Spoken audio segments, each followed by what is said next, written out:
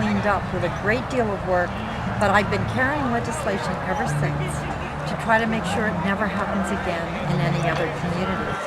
And we finally, every year, the first year, the chemical industry managed to kill the bill before we could even get it passed. The second year it passed, the governor vetoed it. This year, we're coming back with a different version. It's on the Senate floor. We don't seem to have any opposition at all right now. And I want to see that pass because the health of our children, the health of everyone in this area means that we have to clean up our waste. And we have some toxic waste sites that are very dangerous and very scary in this part of the world.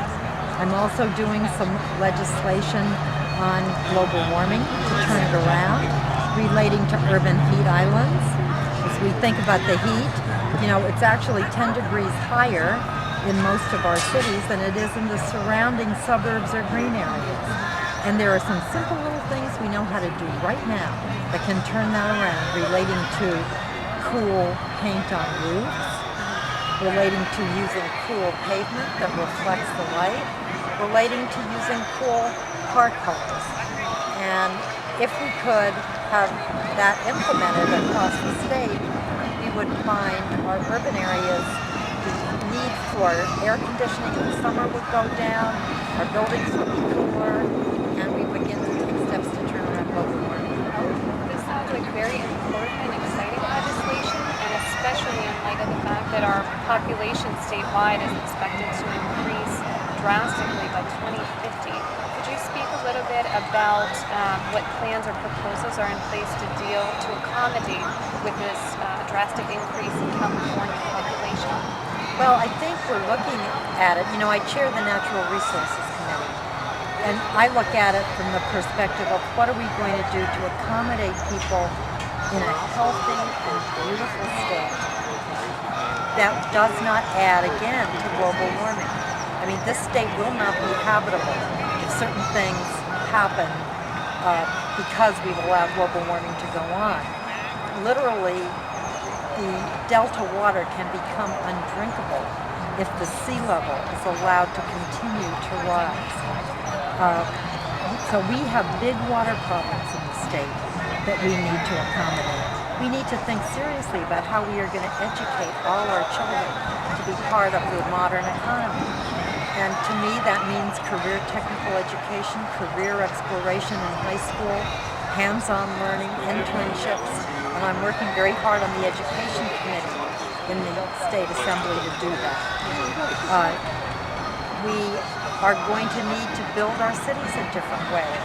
Not only so the urban heat island effect doesn't have such an impact, but we really do need to use more public transit, fewer private cars. The cars that we have need to be hybrids, and we are working now on plug-in hybrids so that we really can release fewer greenhouse gases. We're going to have to do research to find even better and more efficient ways of doing this. That's what I think we all have to be thinking about.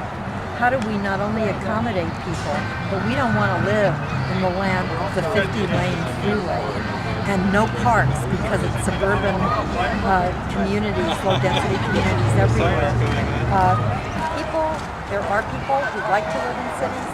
We need to make sure that on transit corridors, they have the ability to do that, and we really fully fund public transit. That was another tragedy in the state budget. Public transit got cut. But this is a mission for ourselves and our children. What will this state be like in 50 years? Absolutely. We need to continue to have wonderful representation such as yourself there for us. And so that leads me to my next question. What do you think about your election to the Senate? Could you speak a little bit about that, what your prospects are, and that kind of thing? Well, I'm very excited about it, actually.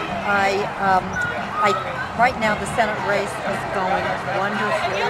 I'm just so proud to have both Congressman George Miller and Congresswoman Ellen Tauscher endorsing me, the mayors of the cities that I've worked with and the council members from those cities and the organizations like the Contra Costa Building Trades Council that have come on board with the campaign, and we're going to be talking about all of the important issues that we've just been talking about now. So it's looking very good. Senator Parada, who will be termed out of the state senate when I'm termed out of the assembly, has also endorsed me to take his place. Now, of course, both of us, and all of us, I hope, also hope that if there is a measure that will consolidate term limits, that I think will be on the ballot in February, that will pass. If that happens, I expect Senator Parada to run for the Senate again, and I will run for the Assembly, because I want to continue working on these issues. I don't really, where the desk is not the issue. So we're working together to make sure that hopefully will pass. And as you know, I believe very strongly we need to do something to return California to a simple majority budget. What we went through, this debacle of the last budget, where, for the lack of one Republican vote in the Senate, millions, hundreds of millions were cut from social services affecting the most vulnerable people, including, the money that was cut from the mentally ill homeless, people who will be in mental institutions and prisons. It's both a humanitarian and a financial debacle for the state that this was allowed to happen. And it's only because of the straitjacket we've sewed ourselves into by demanding a 2/3 vote to pass a state budget, and then we send it to the governor who can blue pencil anything he wants out of the budget. So, thank you very much, Assemblywoman, and we appreciate it. thank you so much. Thank you.